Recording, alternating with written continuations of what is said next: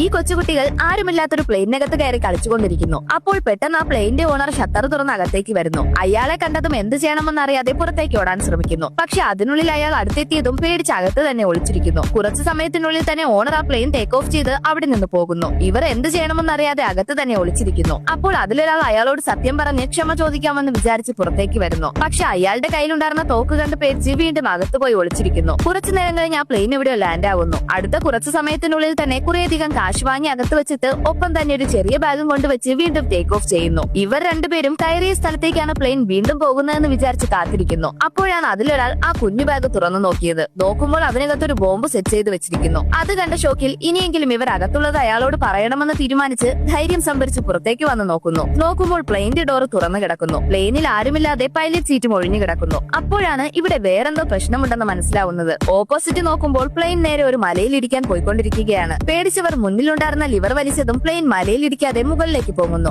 ആ ഗ്യാപ്പിൽ ഇവൻ ആ ബോംബിടുന്ന ബാഗ് പ്ലെയിനിൽ നിന്ന് താഴേക്ക് എറിയുന്നു. ഓൾറെഡി സിമുലേറ്ററിൽ കളിച്ച എക്സ്പീരിയൻസ് വെച്ച് എന്തൊക്കെയോ ചെയ്ത് ആ പ്ലെയിൻ ലാൻഡ് ചെയ്യാൻ ശ്രമിക്കുന്നു. പ്ലെയിൻ പതുക്കെ അവിടെ ഉണ്ടായിരുന്ന ഒരു ഹൈവേയിൽ ഇറക്കുന്നു. ഓപ്പോസിറ്റ് വന്ന കാറുകൾ പ്ലെയിൻ വരുന്നത് കണ്ട് ടെൻഷനായി സൈഡിലേക്ക് ഒതുക്കുന്നു. ഒരു വിധത്തിൽ സേഫായി ആ പ്ലെയിൻ ലാൻഡ് ചെയ്യുന്നു. ഇത്രയും വലിയ പ്ലെയിൻ രണ്ട് കൊച്ചുകുട്ടികൾ പറത്തിയത് കൊണ്ട് അത് ന്യൂസ് ചാനലിൽ റിപ്പോർട്ട് ചെയ്യുന്നു. ഈ ന്യൂസ് കണ്ട് ആ പ്ലാൻ തയ്യാറാക്കിയവർ അവരുടെ പ്ലാൻ ഫ്ലോപ്പ് ആയത് കണ്ട് ടെൻഷൻ ആവുന്നു.